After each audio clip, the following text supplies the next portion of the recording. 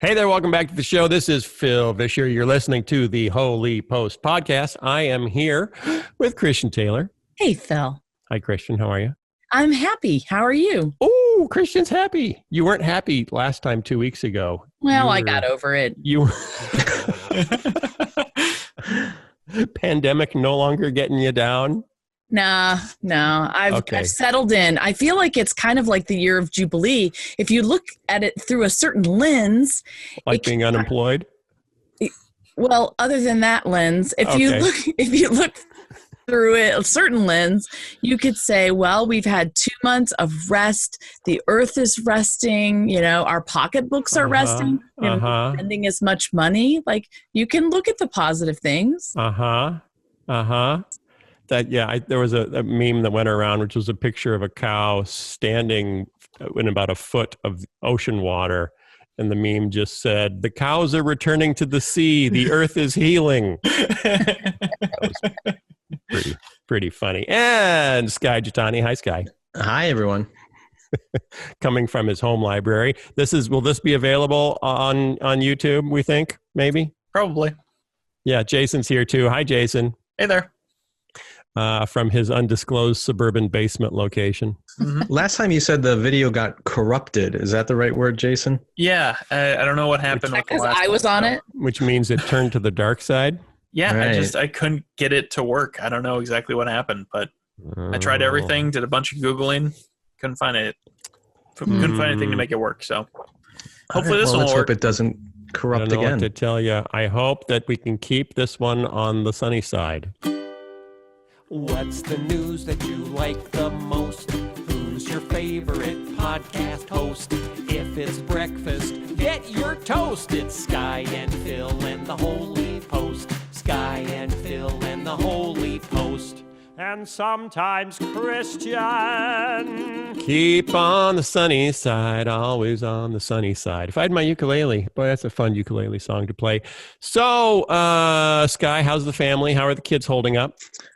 Okay. My youngest daughter bought a ukulele. Really? Actually. Yeah. So she's been, I made her a deal. She wanted me to pay for it. And I said, no, you've got plenty of money. You buy your own ukulele. But if you can learn 2 complete songs within 1 month and play them, I will reimburse you for the ukulele. What? That's all? Just 2 songs? Wow. Well, something to motivate her. I might buy a new guitar. Will you make me a deal?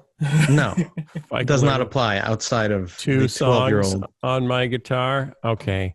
And how's the Taylor household? How many are in there? With you right now? Now we have 4 actually, and a dog. So Jake came home from college, and he brought little Brooke. So we have 2 boys, a dog, and Jeremy and I. And I had Josh is graduating from high school this Saturday. So, that's kind of, we've got that to look forward to online. Yep. It's sort of anticlimactic because they're going to put his diploma in the back seat of our car as we drive up tomorrow. Okay. We're doing that too. They should shoot all the diplomas out of T-shirt guns. Just fire them through your car windows. Yeah, it's really weird. Yeah. Christian, do you like graduations? I don't like graduations. This was so funny though. I can't explain why this is true, but Josh said, "Mom, do you want to go with me to pick up my diploma?" And I said, "Of course I do." And he goes, "Why? You're just going to get in line. You're just going to cry when we get closer to them handing out the diplomas. Why do you even want to do that?" And I had to think about that for a second. And I thought, I've waited all this time and I've realized that he was going to graduate and I was going to be a basket case on graduation day. My last baby, I was going to cry. It was inevitable. And then that was taken away and I cried anyway because it was taken away. And yet I will go to pick up this diploma for the opportunity to emotionally process cry just one last time. I don't get it, but it's... Well, it's the milestones of life. There has to be something on the path to mark passing a major milestone, even if it's not what you were expecting. Right. And I do think it is cathartic in a way. You have to process the emotions that you're feeling. If you don't, you aren't able to move on. Right. Honestly, maybe that's why I want to walk through that process. But, Right. you know, it's just mind-boggling to me to think about all of the people all over the world who are enduring this at the same time, whether it's Yeah. high school Right. or college, you know. You would almost expect celebrities and former presidents to come out and try to encourage them in some way. I think it's pretty amazing that they're doing that. Yeah, that's kind of cool. Okay, I was going to start with a little mail, some messages that people have sent us at holypost.com. I hope they're positive. I would only bring up positive things, Christian, because in this time of international turmoil, we all need positive things. If we've learned anything from John Krasinski, it's that we all need good news. Good news every now and then. Last week's episode was the Joe Saxton episode. By the way, Joe Saxton, I think I cannot listen to her voice enough. I just want to listen to her voice. And then I kept thinking, like, what character could I have her be in what film? Because she has such a fantastic voice. I was trying to place it as a little Phoebe Waller-Bridge. There's something in there that I really, really liked. Anyway, so if you haven't listened to last week's podcast, just listen to it. Not even for the content, just to hear Joe Saxton's lovely British lilt. Tori said, it was so awesome having Joe on. I loved hearing from her and have added her book to my to-read list. Also, this is for Christian, I think. Also, News of the Butt is my favorite segment. Honestly, it's crazy how this podcast seems to be specially designed for my interests. Women in leadership and butt news. Thanks for all your hard work. Sarah said, and this was to Sky. Sorry. What are you I'm doing? looking for paper and pen so I can keep track of what we're talking about on this show so I can write the show notes. Okay, or we could ask Julie to also keep track of what we're talking about. That's true. Yeah.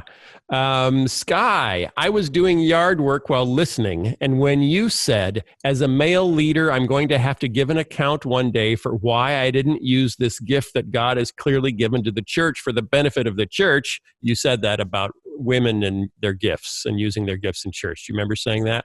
Vaguely, yes. Okay. She was doing yard work, Sarah, and she says, I started hard crying into the hole I was digging.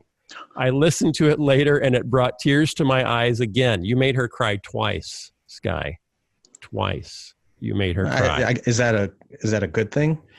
Of course it is. Think about... She was crying like happy tears. Hard tears. Hard crying tears. Into like, a hole. Not good that I said that like...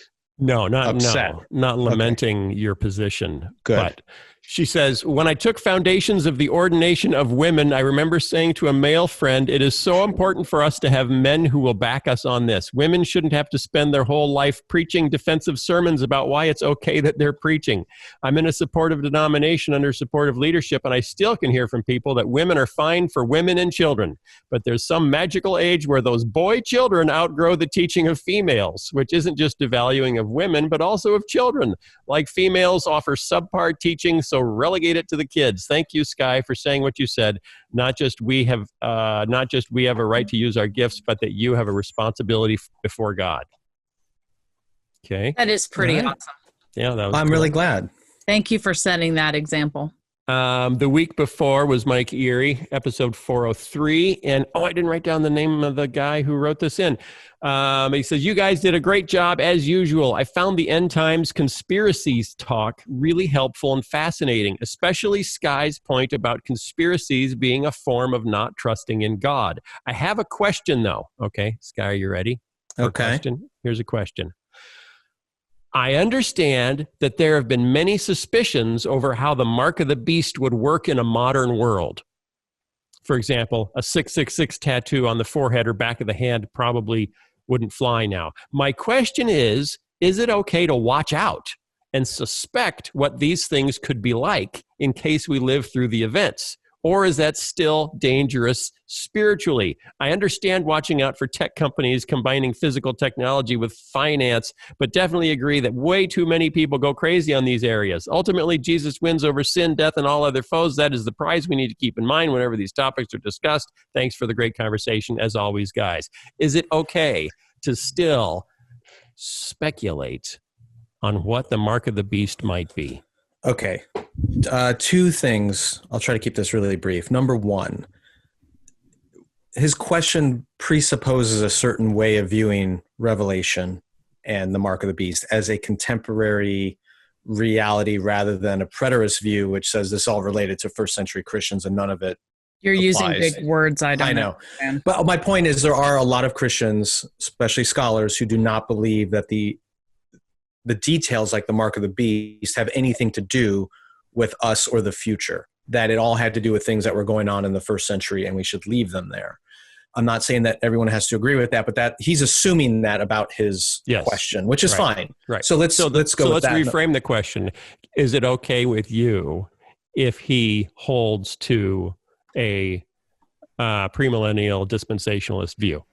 Yeah, he can hold that. So then but I just want to make sure that it's clear not everyone has to hold that. Yes. So that's number one. Number two, I think to get straight at his question, it's not about whether or not you should pay attention to the mark of the beast or worrying about that at all. It's where does that issue lie in relation to everything else in the Christian life? For example, if you're spending more time worrying about what's the real mark of the beast than you are worrying about is there anger and contempt and jealousy in my soul, then you've got it wrong. So there are things like bitterness and not forgiving others and selfishness and greed and lust and anger and contempt and all the things Jesus talks about as being truly dangerous to us and making us unfit for his kingdom, like he talks about in the Sermon on the Mount. If you're not focused on those things, but you're all bent out of shape about trying to figure out exactly what is the mark of the beast, something's wrong. So if you want to think about mark of the beast, fine, do that, but you can't let it overshadow these other things which are far more central to our faith. Okay. Christian. I have a question. Taylor. Christian Taylor. Pardon my simplicity here. However, it occurs to me that, since the mark of the beast and all of those prophetic things are in Revelation, doesn't that mean on some level we have to pay attention to them in some way? So I get it completely that I really should be focused on all of that stuff in my heart and making sure that I'm living in accordance with Jesus's principles. But if he didn't want us to pay attention to the prophetic stuff, why would he put it in the New Testament? I think the best answer to that is John Walton's answer, which was, he keeps saying the Bible wasn't written to you, it was written for you. Revelation was not written to you. It was not written to 21st century American Christians. Yes, it does exist for our benefit, but those particulars, like the mark of the beast and some other symbols that are very vivid in Revelation, were meant for first century Christians in the Roman Empire.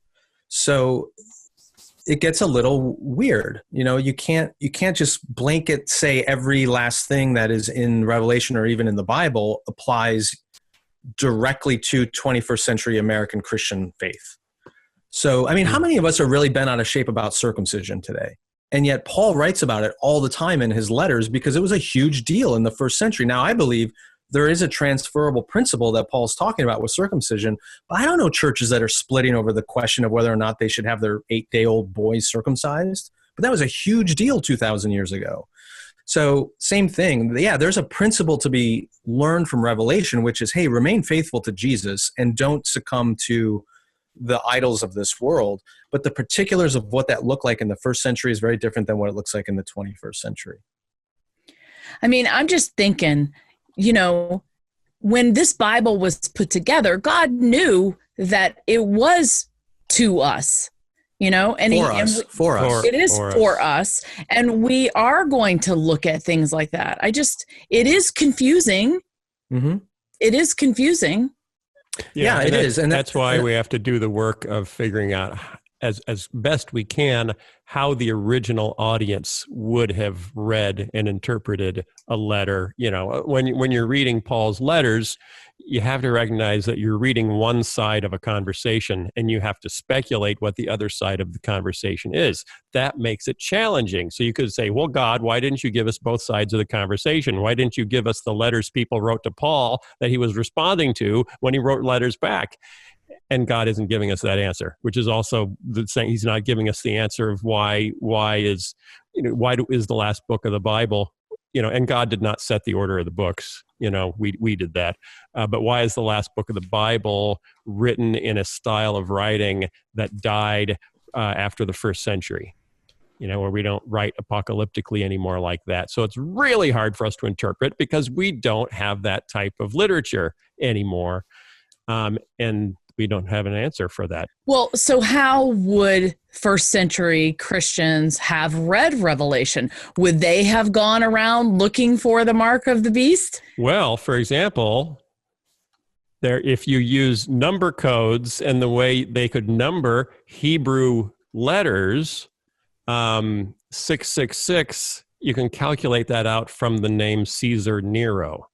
Right. Who was the most evil Caesar that Christians ever faced. And his title and name literally could be converted into the number 666. So many first century Christians would have said that was the beast. Nero was the beast. Now today they say, well, maybe it was him and also someone in the future. But that's what they would have been saying in the first century. Right. And another clear example is when at the end of Revelation, there's that amazing image of the New Jerusalem coming down from heaven to earth. And it's meticulously described its dimensions. And it turns out that it's a giant cube and it's entirely gold. We think of that and go, oh, that's pretty bizarre. But in the first century, especially to a Jewish Christian audience, they would have known exactly what that meant because the Holy of Holies in the temple in Jerusalem was a perfectly cube-shaped room where every surface, wall, ceiling, everything was covered in gold. So the imagery is the Holy of Holies, the dwelling place of God, is now on earth. It's with man. So do you take it literally that a cube-shaped city thousands of miles long is going to descend on earth and be made of gold? And thousands of miles high. Don't forget that. Which is, physiologically impossible. Or do you take it symbolically to mean something more based on the cultural? I mean, it'd be like if thousands and thousands of years from now, someone finds a picture of somebody waving a flag that has red and white stripes and a blue field with white stars on it. They would, what does that mean? What does the red mean? What does the white mean? And if any of us saw it, we go, oh, that's the symbol of the United States. We would know it immediately. It wouldn't be a mystery to us. But that's kind of what's happened with Revelation is we've taken these symbols that in that time and place were obvious what they meant. And we're trying to spin them and read them into the headlines of 21st century events. And it's like, well, are you really reading this properly? Or are you just not a first century Christian? And therefore you don't recognize the obvious meaning of these symbols because you're so far removed from them. Okay. All right. Can I move on? It was a good question. Thanks. Good question, Christian. We're talking a lot about the pandemic lately because it's in the news. I don't know if you've noticed. It's in the news. We talk a lot about white evangelicals because they're in the news, and some of us are them. Some of us are partially them. Others of us. Well, yeah, Christian, you're a white evangelical. It's not just white evangelical men. You don't know where I'm going with this? No, I just don't know where I fit in the whole white evangelical thing. I am white. Let's put them together. Where do white evangelicals get their coronavirus news? That's a great question. Well, isn't there stats that just show white evangelicals in general tend to trust Fox News more than other sources? Yes, but that's not the number one source of news for white evangelicals. Facebook. On the coronavirus. And this is research done by Ryan P. Burge down at Eastern Illinois University. Or Donald Trump. But wait a minute. Hang on. Evangelicals were more divided over how the media has covered the pandemic, with 60% saying it was covered well and 40% saying it was not covered well, which is significantly higher than other groups. How well do you think the news media has covered the coronavirus outbreak? Evangelicals thought it were more negative than any other group. So where do evangelicals get their information about the virus? Around 2/3 of white evangelicals say the news media has greatly or slightly exaggerated the risks posed by COVID-19. Almost 2/3 of white evangelicals, though, believe that President Donald Trump's response to the coronavirus has been about right. They are more confident in the president's response than any other group, including public health officials and those with the Center for Disease Control. So Donald Trump is their number one trusted actor in the virus. Non-evangelicals were almost twice as likely to say that the media has covered the outbreak properly compared to white evangelicals. So if you're white evangelical, you're half as likely to say the media has covered the outbreak well. And what they think about it is based on lines up with where they get information about it. 51% of white evangelicals say the source they rely on most for news about the coronavirus outbreak is Donald Trump himself.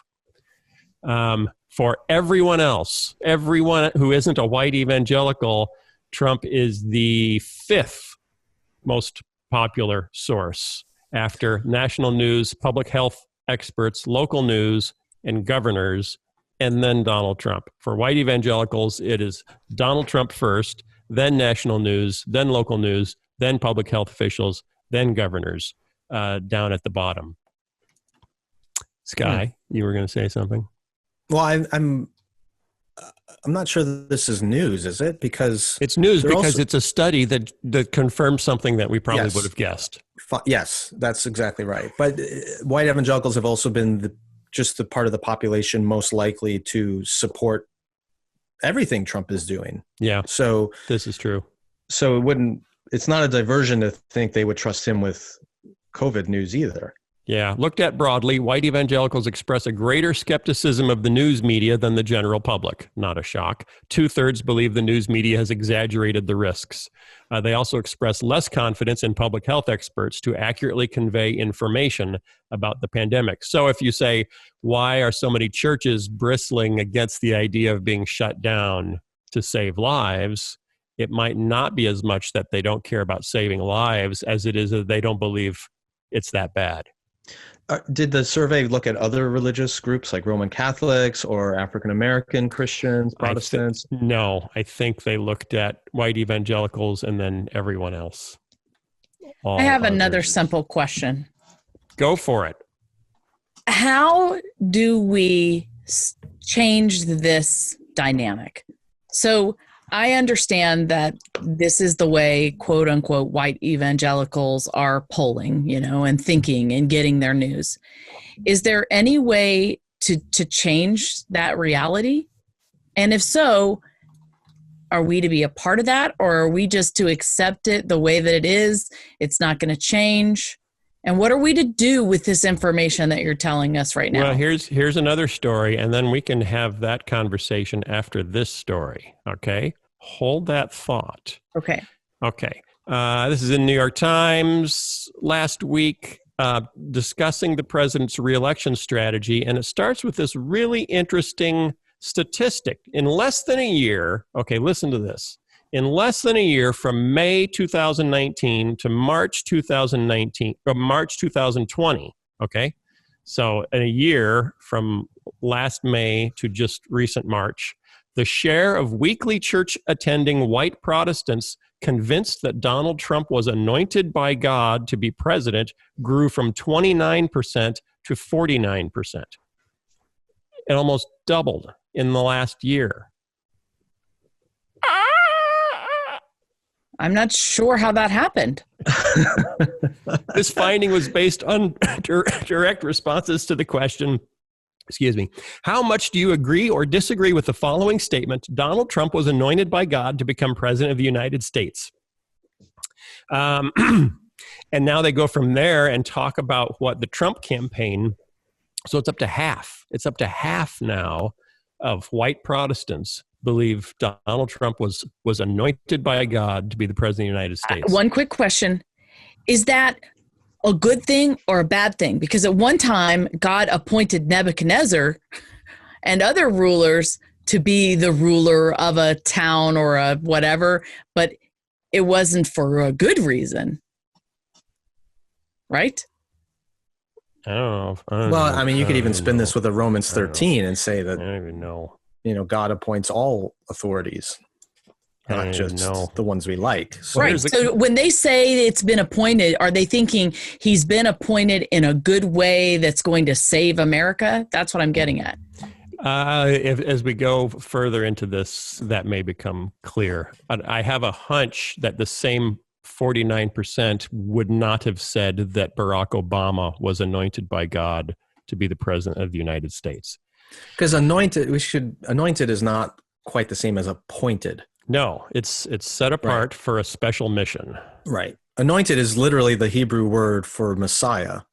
So it's a good thing. They're saying usually, I think usually when yeah. Christians will hear that question, they assume it's a good thing. Yeah, and Nebuchadnezzar was not anointed.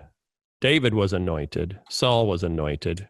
Well, so then those other leaders, would you say, were appointed? Were put in place Cyrus, for a role.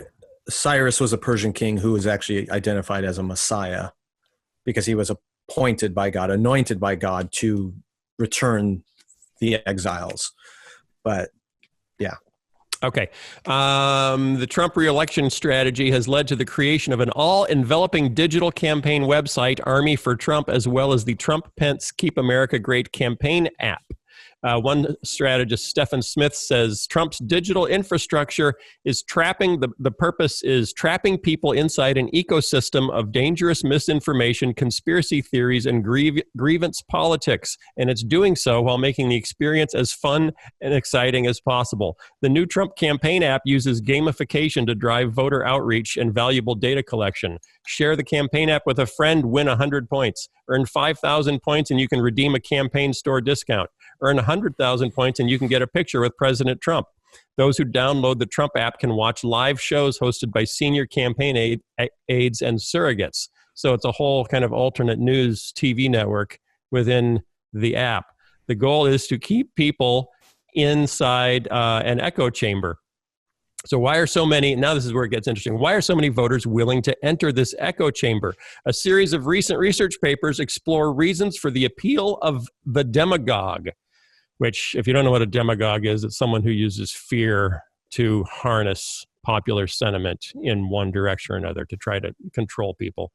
When Trump started running... Like Hitler was a demagogue. Yeah, very much so. The ultimate. When Trump was running for office, I tweeted just the definition of demagogue because he was fitting it so perfectly. Let's just remind ourselves what a demagogue is because we're watching one run for president right now. A series of recent research papers explore reasons for the appeal of the demagogue. How can a constituency of voters find a candidate authentically appealing, view him positively as authentic, even though he is, quote, a lying demagogue, someone who deliberately tells lies and appeals to non-normative private prejudices? The studies conclude that for the lying demagogue to have authentic appeal, the crucial ingredient is that one side of a social divide, okay, do we have a social divide in America? Yes. Okay. A little bit. That one side of a social divide regards the political system as flawed or illegitimate. Do you ever hear anyone imply they think Every the day. system is rigged or flawed or illegitimate? Every day. So in this case, the lying demagogue, in other words, you don't have to be honest. If you're using fear like this, you don't have to actually be using real threats. You can make up threats. The lying demagogue claims to be an authentic champion of those who are subject to social control by the established political leadership. So if you believe the system is rigged, the system is out to get you, the deep state, whatever, the elites are out to get you, then you don't care if your champion is saying things that are demonstrably wrong if his enemy is your enemy. Right. The more Trump is willing to antagonize the establishment by making himself persona non grata, the more credible is his claim to be his constituency's leader. His flagrant violation of norms makes him odious to the establishment, someone from whom they must distance themselves lest they be tainted by scandal. But this very need by the establishment to distance itself from the lying demagogue lends credibility to his claim to be an authentic champion for those who feel disenfranchised by that same establishment. I'm confused by the establishment because who are you talking about when you say the establishment? That depends on who you are. And who you feel like is manipulating the world against you. Didn't Rush Limbaugh years ago outline his 4 pillars of kind of the elite establishment that you cannot trust? Did he? Was one crucicentrism? No, I may not have this exactly right, but I'm pretty sure it was liberal politicians or liberal Democrats, the academy, academics, scientists, and I think it was like bureaucrats or something like that. So liberal politics, science, was media one of them? Media, that's it. That was the fourth one. Media is obviously one of them. Right. They're bad. And scientists. Yeah. So once you convince people that all four of those sources are illegitimate, then you can basically do whatever you want. Yeah. A crucial element of the sense of disenfranchisement is the anger and outrage of those who believe that their interests are not represented by the political establishment. So Stephen Webster just wrote a book called, coming out soon, called American Rage. And he says Trump attracts and maintains the devotion of his supporters because he is angry at the right people, institutions, organizations, etc. So he's mad. It doesn't matter if he's telling the truth or not telling the truth. He's mad at the same people I'm mad at. The difference, this is interesting, the difference between anger and anxiety is a big deal too. When people are anxious, they tend to seek out new information. They look for new solutions. But when people are angry, anger has the opposite effect. When people are angry, they tend to mentally retreat and dig in on the things that they know and believe to be true. So the result, the psychological nature of anger essentially precludes any sort of attitudinal change against Trump. Anger causes Trump supporters to become more reliant on information they receive from him. In other words, they become ideal candidates to enter Trump's digital universe. Fascinating, huh? Again, I go back to my question.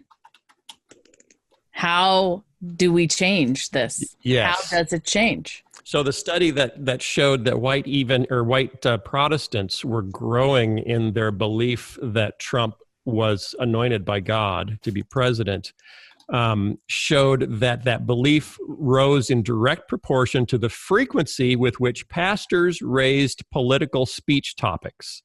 In other words, when pastors talked about topics like immigration, gun rights, impeachment, same-sex marriage, and abortion, it made people more likely to say, Trump has been anointed by God to save us. So for Republicans, clergy speech is driving up the religious significance of Trump. So apparently, Sky, not all pastors are afraid to talk about politics. I find that really, I mean, I don't doubt that that's true. I'm just questioning how many pastors are actually doing that. What percentage of churches are that overtly political and partisan in its teaching? Mm-hmm. Well, we can all name a few. Sure, but I'm just wondering the tiny ones, scattered across throughout the Bible Belt. Yeah. How many are going there and we just never hear about it? Or how many, the other way of looking at it is how many pastors and churches are not talking about these things, are silent, but they're not the voices that the people in their churches are actually listening to. Yeah. They are listening to the Robert Jeffress or the Franklin Graham or, Eric Metaxas or whoever the media pseudo pastor is that is really shaping their faith. And that's what's driving them in that direction. Right. So white Protestants, if they are in an environment where they are hearing a lot of anger about immigration, about opposition to gun rights, about abortion, kind of all those hot button issues, if they're hearing a lot of anger about that, Trump is coming up as the champion against that, and it becomes spiritualized in the sense of, and God is doing this, God is at move to save us. So here's my question. What do you think will happen if in November Trump loses? What are these 50% of white Protestants going to do? God's got some explaining to do. Well, I mean, will they really say, "Oh, we must have been mistaken"? Yeah, and he wasn't? Will they delegitimize the election? Would be right. They spin the outcome to fit the narrative they already hold, which is it's a conspiracy. Yeah. But where does that leave us as a country if that many people genuinely believe that the system is as fundamental as choosing the president is rigged? I mean, it's worth remembering that Donald Trump got his entire political start with a conspiracy theory that Barack Obama was an illegitimate president because he wasn't born in the United States. Right. So from beginning to end, his entire political identity has been everything you're reading out there is fake and it's all a lie. Yeah. So what happens if he loses the election to all these millions of people who've become diehard Trump supporters? Next week, we're going to talk about something that I think plays into all of this very interestingly, in that it appears we live in a nation that is going a little bit crazy with conspiracy theories and the tendency to believe not what we hear from mainstream sources, but what we hear from the fringes. What can we tell Christian about what we could or could not do to improve the situation? I don't know if this is comforting at all, Christian, but Rome was not built in a day. And I don't think Donald Trump emerged in a day. I think he is the outcome of probably at least 30 years of a certain, the cultivation of a conservative, conspiracy theory laden, anti-elite, conservative subculture media environment. And it infiltrated a lot of white evangelicalism as well. It's taken that many decades to get to where we are. And I don't think it's going to turn around. And it didn't significantly infiltrate Black evangelical churches. No. Which is why they never got on board, with the culture wars to the extent that white evangelicals did. And they never jumped on the Trump train like white evangelicals did. So it is interesting to say, who were those early voices and why did they only appeal to white Christians? Well, primarily because a lot of those very early voices were in the South and were opposing integration, and we're in some of the first rounds of culture wars, we're arguing to continue segregation. And that makes it hard to appeal to minority voters when you're opposing them from the very beginning. So it's been hard to pull minorities into the Trump train when the train has been coalescing for so long in a direction that excluded them from the very beginning. Would you agree? Disagree? Yes, no? I'm looking at you, Sky Jitani. Oh, no, I totally agree. Okay. Absolutely. Okay. The problem, though, is now it's become a self-fulfilling deal because of social media and everything else. Like it has enough fuel to keep this fire going. And it took decades to get to where we are. It would take decades to dismantle it, but I don't see it being dismantled because the media dynamics are so different, and you can keep fringe ideas alive with a lot less fuel because of social media. What difference? I worry about the rupture that's going to come from this. Yeah. What difference do you think it would make to have more visible Christians, white Christians, that aren't saying the same stuff? It would help, but I think we've talked about this a lot in the recent weeks, but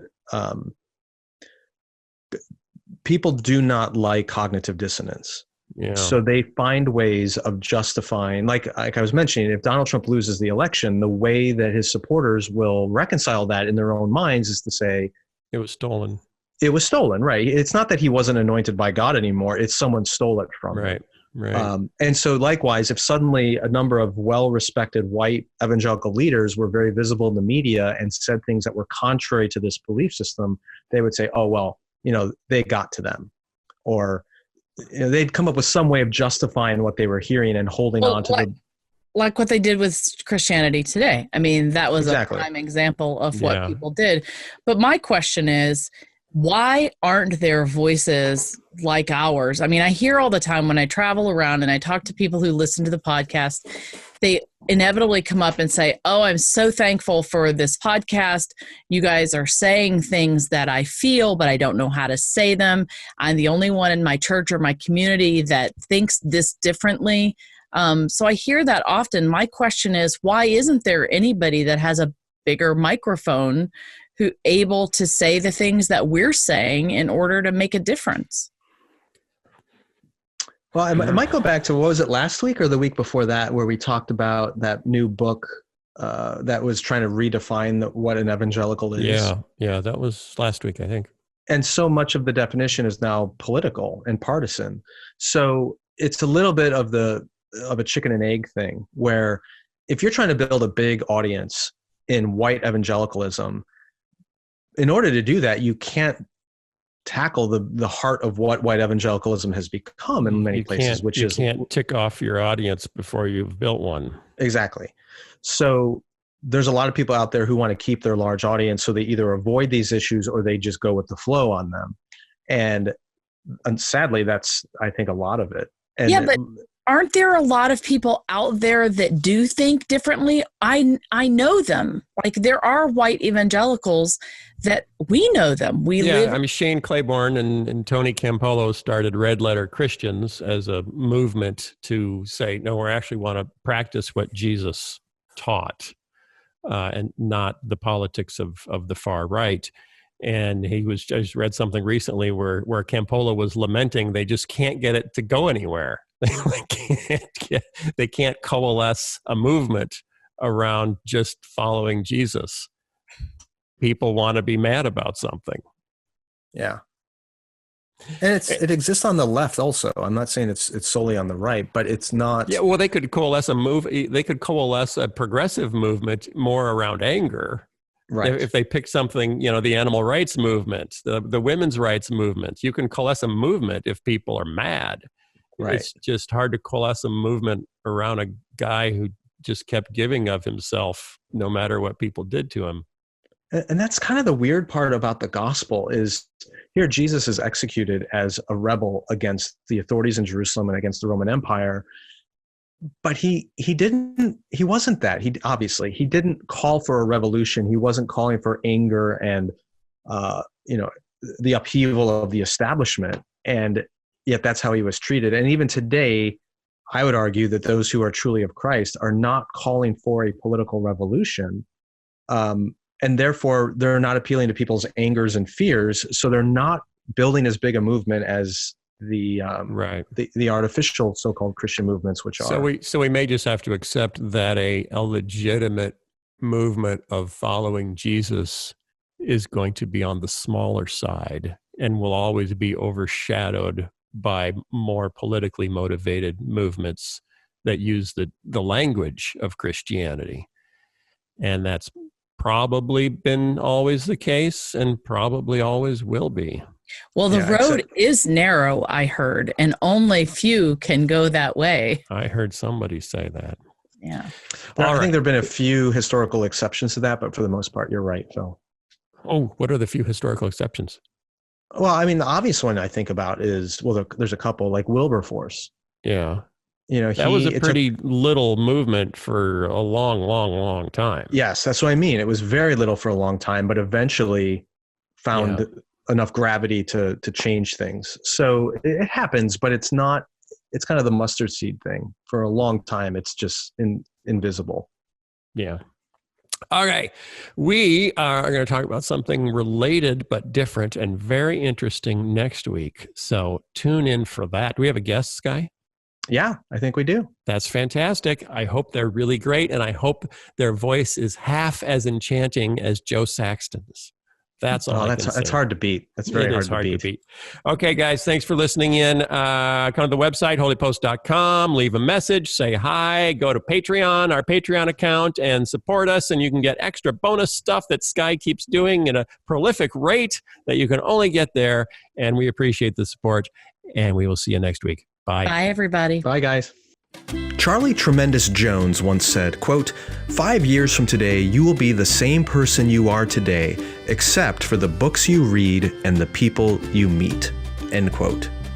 Right now in With God Daily, we're doing a series called Saints, in which I'm introducing you to the people and the books that have changed who I am. Some are Christians you might expect, like C.S. Lewis or Dietrich Bonhoeffer, but you'll also discover women and men who you may have never heard of, or who may have been from way outside your own church tradition. People like Shusaku Endo, Dorothy Day, or Desmond Tutu.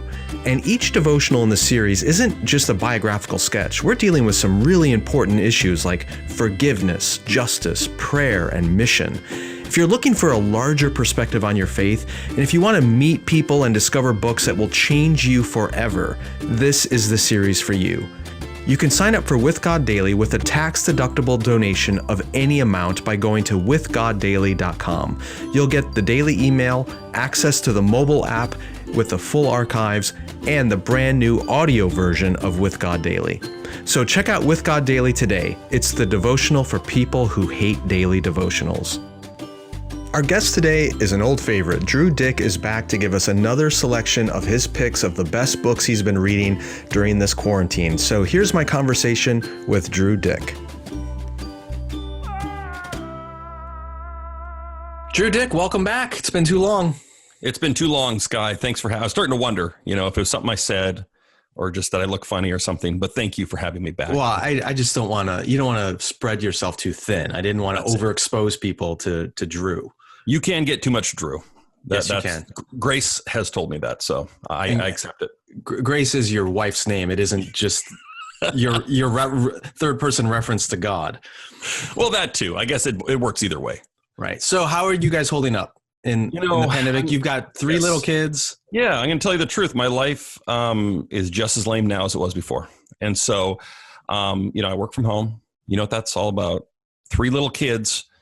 I'm not going anywhere. So basically it's the same. Although it is a bit of a transition having the 2 big ones home from school.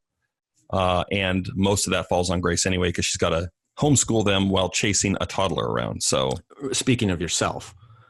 Yes. 2 toddlers. Yes. Well, I work from home too. The big change for me is all my travel for the spring has obviously been canceled or rescheduled right. Yeah. So I'm not globetrotting at all. And I'm home with my family, teenagers. And yeah, it's an adjustment, but I work from home. I'm in my home office like you are. And that's not all that different. No, it isn't. And so I've actually become something of an expert now because I'm like, well, I've been doing this for years, guys. And so it's like, don't stay in your pajamas all day. Make sure you shower once a week, that kind of stuff. Good advice. It has been good for me. Like I have this need to get showered and shaved and cleaned up and dressed before I really sit down and get work done. Yes, it helps psychologically, doesn't it? It totally does. Absolutely. And the fact that it's spring helps a little bit too. The one, there's multiple upsides to this. I mean, not to talk about the pandemic itself, but one is I've been doing a lot more reading. And I'm assuming you have been doing more reading and watching of things, and you have a new slate of Dyck's picks for us. There we go. For the people that are bored of Netflix and you go, you know what? I've streamed enough. I've watched enough TV. I need to pick up a book. Okay, let's do it. And for those who don't know what I'm talking about, we speak of Drew Dyck's recommendations as his picks. That's why we call it Dyck's picks. Yeah. Well, what else would it mean? Don't Google it. Don't Google it. Okay. So what have you got for us? All right. I'm going to start with this one. Dominion. How the Christian Revolution Remade the World. Dominion. Great title. Okay, but that's kind of sketchy because I said sketchy, not sketchy. Catchy. Yeah, because there is a theology known as Christian dominionism. Yes, that is somewhat suspicious. There is. Yeah, that's not what this is about, I assume. It isn't, but no, you're right. There's dominion theology, right, where this idea that we have to almost usher in the eschaton by taking authority over the world, and it has this really triumphalistic feel. Yeah, kind of a Handmaid's Tale kind of deal. There you go. That's where it could lead. No, this is the author is Tom Arnold. I hope not. Tom Holland. Oh yeah, and not the Spider-Man actor. Yes, that's a good clarification. At first, I was a little confused because I'm like, man, this guy's got range. He's writing histories of ancient civilization and acting in superhero films. No, Tom Holland is a scholar, specifically of like ancient Greek culture and society. And this book is an examination of Christianity's influence on Western civilization. And it's like sprawling. It's over 600 pages. It starts at 500 BC, ends in 2015. The last chapter is called Woke. So yeah. Wait. It's called Woke? Called Woke. I haven't gotten there yet though. I gotta come clean this. Yes, we are aware of that, Drew. And I'm not woke anyway, so yeah. And here's the thing, even though it's like a big book written by a scholar, I mean, it's a doorstopper. Yeah. Over 600 pages. It is an engrossing read. Like it kind of propels you forward. It's almost reads like a novel. It is absolutely fascinating. So what have you picked out so far from the sections you have read that's surprising or you didn't know or kind of gave new perspective? Sure. Yeah. Well, there's a lot I didn't know because it starts like 500 BC, right? So he's going into like all these things that happened in ancient Greece, kind of setting the stage for the birth of Christianity. The interesting thing about him, he's not a Christian, right? Mm-hmm. And I've heard him talk a little bit about his backstory. And so he was, from a young age, fascinated by the Greek gods and Greek culture and everything, and was studying that. But then he always was running into this weird thing where he was horrified, like a lot of us would be, by the morality of the ancient world, even Greek culture, right? Yeah. Where there was this sort of casual cruelty, no regard for women, slaves, anyone who's marginalized. And he came to this unsettling realization, basically, that ethically speaking, he was a Christian, mm-hmm. even though he didn't really believe in Christianity or in God. And the kind of thesis of this book is that a lot of supposedly secular people are basically Christian when it comes to their ethics and their assumptions about the world as well. He calls himself a Christian atheist. Yeah, it's the idea that a lot of progressive secularism wants all the values of God's kingdom. They just don't want God. Exactly. And there's a sort of total lack of willingness to acknowledge the indebtedness to Christian ideas, theology, and tradition, right? Mm-hmm. That's just invisible to a lot of people, because we just take it as a given. And he makes these points that, that people that are poor should be helped. People that are sick should be cared for. That humility is something to strive for. Yeah. That people have inherent worth and dignity. These are concepts that would have seemed very strange in the ancient world, right, before the birth of Christianity.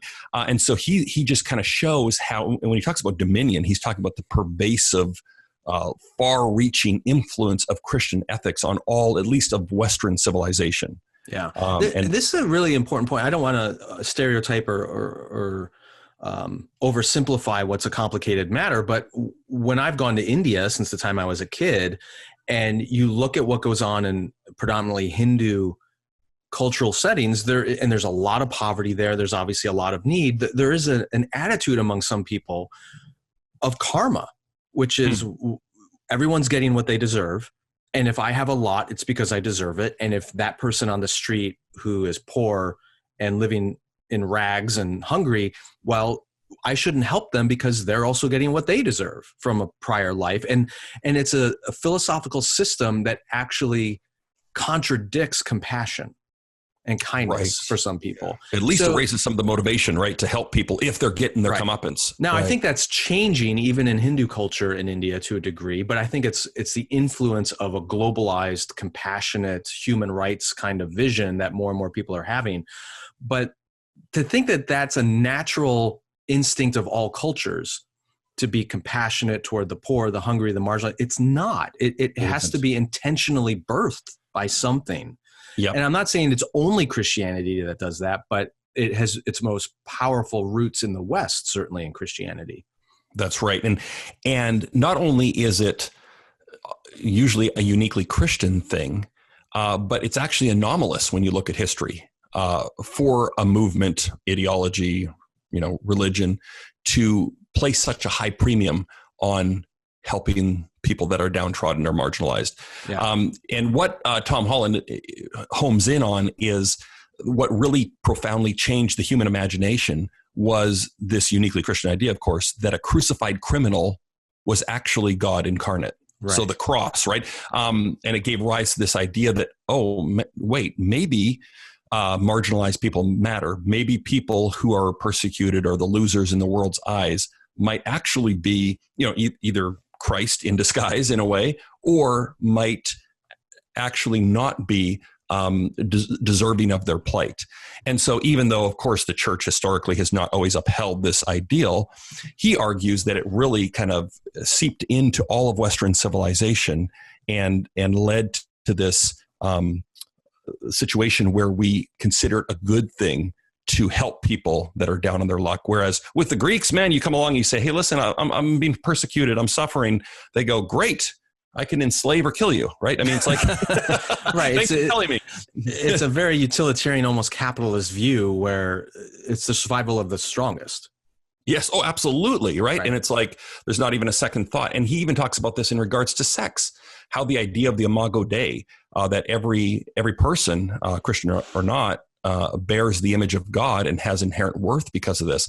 Whereas in the ancient world, if someone was was subservient to you, you could just use them as, for sexual gratification. Right. And there was no sort of condemnation of that sort of behavior. But now, and he talks about Paul's writings about how when you have sex with someone, you're joining your spirits together, and this Christian sexual ethic that has really, even today, even though we decry how far the civilization has slipped from Christian sexual ethics, in many ways there is still that imprint of Christianity to say that consent matters, even right. that you can't just use someone or exploit them for sexual pleasure.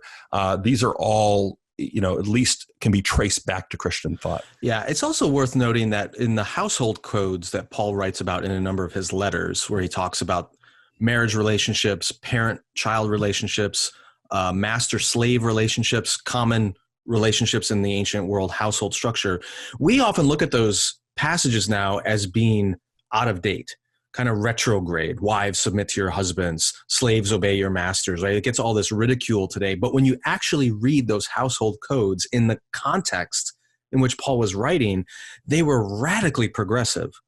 Right. Yes. And offering dignity and value to the subservient person culturally in each relationship, elevating the dignity of the women, elevating the importance of children, elevating the rights of slaves. All of that was radically countercultural in the time Paul was writing, even though we look back at that and go, oh, Paul, he was so backwards. No, he wasn't. He was super progressive. Sure. And context is so important in those things, right? Because the most significant teaching or thinking about women at the time the New Testament was written was from Aristotle, who believed that women were kind of halfway between a man and an animal, right? Mm-hmm. And so when you realize that, and then you read Paul's teaching, especially where he says there's neither male nor female, all are one in Christ, that's a radical, what we would call a step forward, right? From that kind of stuff. And it's clear that Paul is basing that on his own understanding of Jesus' ministry and the dignity that he displayed toward women and servants and slaves and even Gentiles. Okay, Dominion by Tom Holland. What's your next pick? Such a great read. Let's see.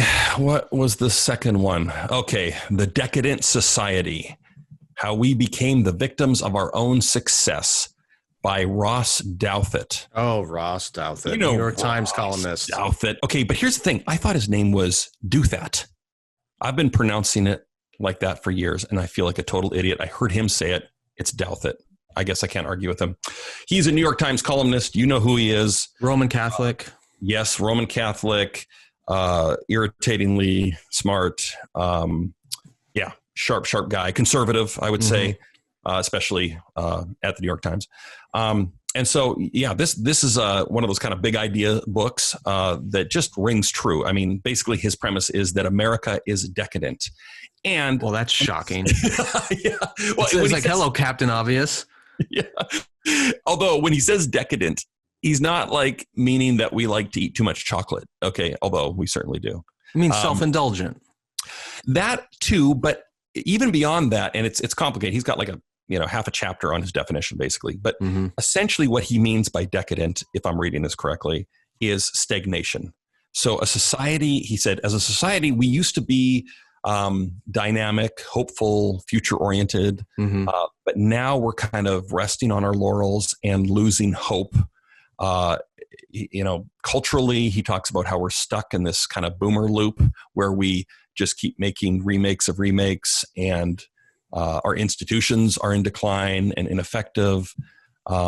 Here's a quote. This is great. He says, "We are aging, comfortable and stuck, cut off from the past and no longer optimistic about the future, spurning both memory and ambition while we await some saving innovation or revelation, growing old unhappily together in the light of tiny screens."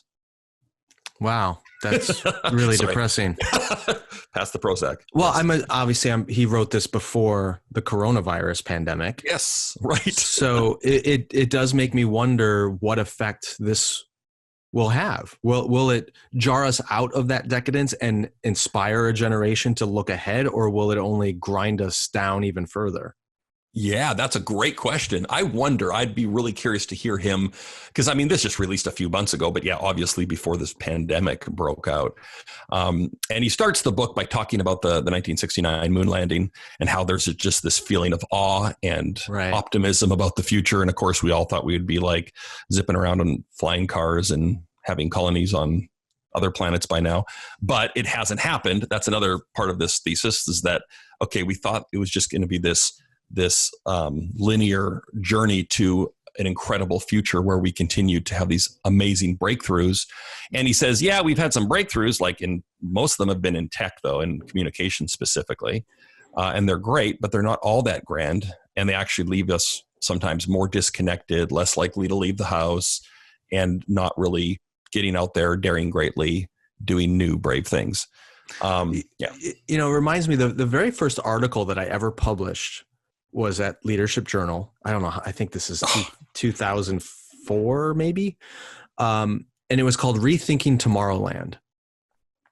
Yes. And it was about Disney World and Epcot Center and Disney himself was a futurist, right? He loved the future. He had that very American early 20th century optimism of a big, bright, beautiful tomorrow was a song that he often cited. And he built Tomorrowland at Disneyland, and then Epcot Center ultimately as this exposition of what the future is going to hold. And it was all based on unreal projections and science about moon travel and, living under the ocean at a sea base and all these incredible inventions and the home of the future and all this stuff. Well, eventually, by the time the 1980s and 1990s rolled around, it was pretty clear that great big optimistic future wasn't going to happen.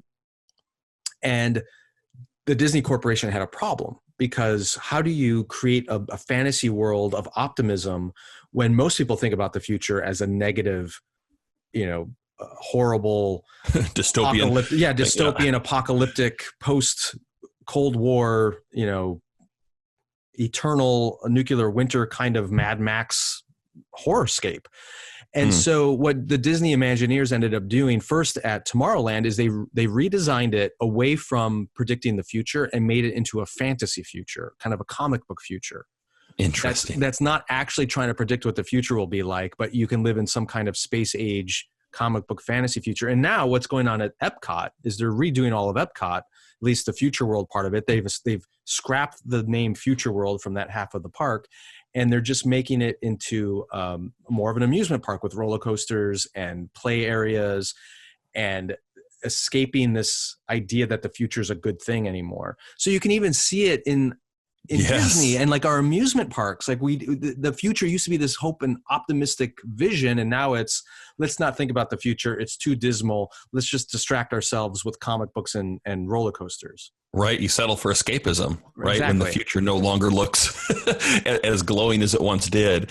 And I wonder too, and he doesn't really go here, but from a Christian perspective, if some of those really overly optimistic, as it turns out, visions of the future were sort of secular eschatologies, right? Where there was this belief, certainly if you look at, the turn of the 20th century, this incredible optimism that we were just going to progress our way out of all human suffering and evil. And of course that hasn't materialized. So perhaps it will redirect people back to the biblical vision that isn't predicated upon human innovation or ability. Well, what's interesting about that, though, is among cultural progressives, there is still this belief in progress. That's why they're called progressives. And there's this attitude, okay, maybe we won't have this utopian technological future, but we're going to have this utopian societal future where everyone's equal, where LGBT folks all have equal rights, where women and men get paid the same. Like there's this landscape. That's why they always say you're on the wrong side of history.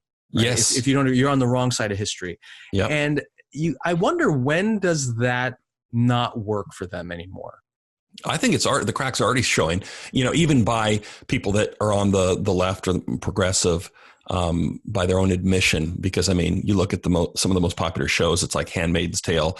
They're turning to all these dystopian stories about how the progressive vision fails and is conquered by some theocratic right-wing authoritarian government or something. So I think it's thrown a lot of doubt on that. I think it used to be stronger that there was this inexorable move in at least Western civilization toward a progressive future. See, I don't know if I agree with you there. Okay, let's hear it, man. Because I think the reason why A Handmaid's Tale and some of those dystopian, hyper fundamentalist visions of the future are effective right now is because it's scaring people into saying, if you don't get on board with the progressive vision of the future, this is the alternative. Sure, right? That's true. Yep. But here's I wonder if progressives continue to have victory after victory culturally, and they get more and more of what they want, this kind of hyper woke PC future, if they actually create that, they think it will solve societal problems. They think it will make the world into the one it ought to be. And my hunch is the more of those victories they get and the more hollow they are, the more they might come to the realization, oh, wait a minute, maybe putting all of our hope in restructuring society around this PC vision isn't what it's all about. Yeah. I'll give you an example. I know somebody who, a lesbian who is very active in the gay rights movement, and for years blamed her unhappiness on the fact that she felt persecuted and unaccepted as a lesbian in our society. Well, a lot's changed in 20 years, and she won victory after victory. She ended up getting married to her partner, adopted children, kind of lived the life that she thought would always make her happy, and she was more miserable than ever.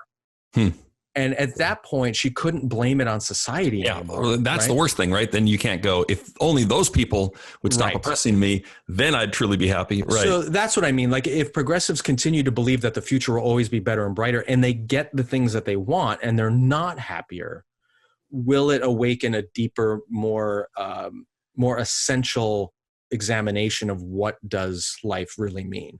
Yeah. And then when you win the culture war, you adopt the unfortunate position of having to enforce the new orthodoxy. Yeah. Which, so all of a sudden you're the heavy who's doing the policing of politically incorrect language or whatever it is. Yeah. Which is why I don't like the progressive label, because I think what we're really seeing is one fundamentalism battling another. Yeah, that's so well said. Yeah. That's so true. Absolutely. You realize, this is a feature of human nature that can arise on either the right or the left. Exactly. Yeah. Cool. So I like Ross Douthat. Yeah. Douthat. Douthat. The Decadent Society. Although I'll be honest with you, I'm not sure that's the kind of book I want to be reading right now. Well, just a minute. Maybe I can change your mind. Let me read you the chapter titles. This is from the table of contents. Chapter 1, stagnation. Chapter 2, sterility. Sclerosis, repetition, numbness. Really cheery. That should. He's tons of fun at parties. Absolutely. And he talks about the declining demographics too. Talk about stagnation, right? Is like we're having like one. So did you finish the book? You know what? I've jumped around, but I've definitely gotten the gist of it. This is my take too, is that I feel like he is stronger on the description than the prescription, right? Yeah, that's what I was going to ask. What does he say? That begs the question, what do we do about this, right? Right. And he has, a section at the end about Renaissance and kind of does a survey of potential responses to this, right? Political. He's got one about what's the religious response to this, or is that a way out for our society if there's some sort of religious revival? He doesn't really answer the question, in my opinion. But of course, I was keenly interested in that because I'm thinking, okay, if we're in this decadent society that's stagnated, that's lost hope, that's just kind of like, he compares it to the Roman Empire, after it had kind of reached its peak and it didn't get conquered for another 100 years, but it was just kind of hanging out. What's the role for the church? Is this a chance, opportunity to step up and provide something that's different, of course, ancient, but fresh and hopeful? I think so. I think it might be, I don't know, at least the contrast we would hope would be clearer if we're embodying the gospel and really living as hope-filled people, that we can present an alternative vision. Yeah, but that's assuming that the hope of Christians in America is not hope in America. Right. Good point. Right. It's that hope we're in not Christ. Dragged into the same morass. Exactly. Right. Yeah. Which requires a vision of Christian faith which is not intertwined with nationalism, which is an ongoing struggle for a lot of the church these days. Yep. Okay. Exactly. Do you have one more? I got one more. If we got time. This one's pretty. Let's do it. Similar. It's also very Douthat-y. So It's a podcast. Okay. The Argument, it's called. I feel bad too for recommending a podcast on your podcast. Yeah, seriously, what are you doing? Right? I mean, like I usually wouldn't do that. I wouldn't mention that I host a podcast for Moody Publishers called Reading for a Change. Yeah, that's that'd be rude. tacky. Very. That'd be really tacky. So this is Ross Douthat. I'm still getting used to that. And Michelle Goldberg. I didn't know who she was, but have gotten to know her a little bit through this podcast. She is a columnist at the New York Times as well, but she's very progressive on the left side of things. Goldberg? Goldberg, yeah. Michelle. What's her first name? Michelle. Yep. And there's a third guy, I'm forgetting his name, but he kind of moderates. And every week they face off in an argument about a different topic. And it's just really good. It's usually like the political, story of the day or week or month. It could be about the presidential race. It could be about coronavirus, whatever, the economy. But that's the idea is, okay, let's get, a progressive and conservative, and let's hear that are both really sharp, well-read, and let's hear them thoughtfully, respectfully have an argument. Okay. So it's just really good. And I don't know, it's like, I just find it refreshing. I guess like the other day I'm sitting there watching cable news. I hate to admit I do that. You can't do that. I know. I'm sorry. I'm human. Okay. So, but I'm on CNN and they're just like totally trying to tie the whole pandemic to Trump and probably overstating some things. Then you go to Fox News and it's like slobbering praise, right? For everything Trump does, no matter how ridiculous. And I'm just like, I'm so sick of the polarized world where it's just like, if you just camp on one of these channels, you are just getting such a slanted, biased view of the world that all of a sudden I stumbled on this podcast and I'm like, oh, this is so refreshing to have really thoughtful people. You can see kind of both their points when they hash this out, listen to each other and have a respectful argument. So there you go. There you go.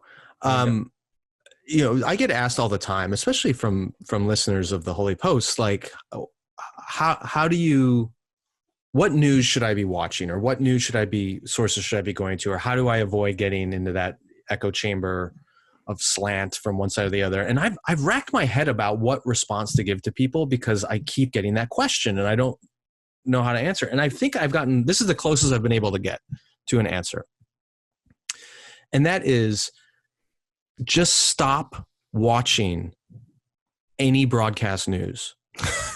I'm serious. I'm serious. And if you would just get your news through reading and not Facebook, not social media reading, but if you just force, you mean? Yeah, if you just no, really though, if you limit your news consumption to the written word, you'll stumble on some bad stuff now and again, but my hunch is you will get a far more balanced and better understanding of what's really going on than if you just watch the news. Right. And that's not even telling you what news sites to go to. Yeah. I'm just saying reading rather than watching will significantly change your perspective. I think that's great advice and totally unrealistic. I know. But it's so un-American. We can try. We just like to have the cable TV wash over us. Yeah. Okay, so I want to add one of my picks because I'm looking at your list, and as much as I think Ross Douthat is a thoughtful, smart guy, he can also be pretty depressing. And Dominion sounds great by Tom Holland, but 600 pages of history, I don't know if everyone's out for that. It's entertaining. It's entertaining, I swear. I'm sure it is. I read Joyce Kearns Goodwin's new book, Leadership in Turbulent Times. Have you seen this? Good. No, but that sounds very pertinent. So she's a presidential historian, and in the book, she covers 4 presidents: Lincoln, Teddy Roosevelt, Franklin Roosevelt, and Lyndon Johnson. And the first third of the book is looking at kind of their upbringing and childhood and early adult life before kind of hitting the big time as president. The middle section of the book covers all 4 of them in their political life and early presidencies. And then the last third of the book is looking at how each one of them handled a profoundly critical crisis. So for Lincoln, it was the whole debate over whether or not to issue the Emancipation Proclamation. For Franklin Roosevelt, it was his first 100 days in office, how to combat the Great Depression. Teddy Roosevelt was the coal strike, and with LBJ, it was the civil rights movement. And it's a engrossing book because you get to see these men and the formation of their characters, especially through tragedy. Teddy Roosevelt lost his wife and mother on the same day in the same house. They both died, one after giving birth, the other was sick. Lincoln experienced traumas throughout his life. FDR had polio, of course, as an adult. It's a stunning book. But the reason why I recommend it is not only because we're in our own turbulent time, but it's this refreshing look at men from different political parties, 2 Democrats, 2 Republicans, different political philosophies, but who nonetheless had great character, who put their country first, who were intelligent and politically savvy enough to understand what was needed at the time to lead well. And it was like fresh, cold water in a parched land. It's just a great way of remembering what we've done in the past and maybe what we will do in the future that just doesn't seem possible in this moment. That is great and so timely. I'm adding it to my Amazon cart right now. I'm going to blame you when Grace gets upset that I ordered yet another book, but that sounds awesome. It's such a good, and I mean, it's hard to not love Lincoln, but when you read this book, especially about him, I mean, what an amazing person. Right. And not just as a president, but the way he was so long suffering with his political enemies and gracious to them. Unbelievable. And so very cool. Yeah, it's a great book. Can't recommend it enough. Nice. Okay, that's really good. I'm definitely going to read that. Send a copy to the White House. They could use it too. Well, I don't know if they read. Okay. Yeah, one small problem. Yeah. So before you go, what's on your agenda? What do you got coming up? Anything fun? Oh, man. Well, not really. I mean, I'm not going anywhere. We've been thinking about sneaking off to the beach. I'm out here in the Northwest and we're about an hour from the beach. But we figure if we just pack a picnic and make all the kids go to the bathroom before we leave, we can get out to the beach, spend the afternoon and come home. So that's what I'm looking for. That's what's keeping me going. Not a bad idea. Well, stay safe. Say hi to Grace for me. And I shall. We'll have you back on soon for another edition of Quarantine Dick's Picks. Sounds good. Thanks, Guy. The Holy Post podcast is a production of Phil Vischer Enterprises, that's Phil's company, and Sky Pilot Media, that's Sky's company. Production assistance by Sean McDuffie, edited by Jason Rugg. Help us create more thoughtful Christian media by supporting us at patreon.com/Holy Post. Also, be sure to leave a review on iTunes so more people can discover thoughtful Christian commentary plus ukulele and occasional butt news.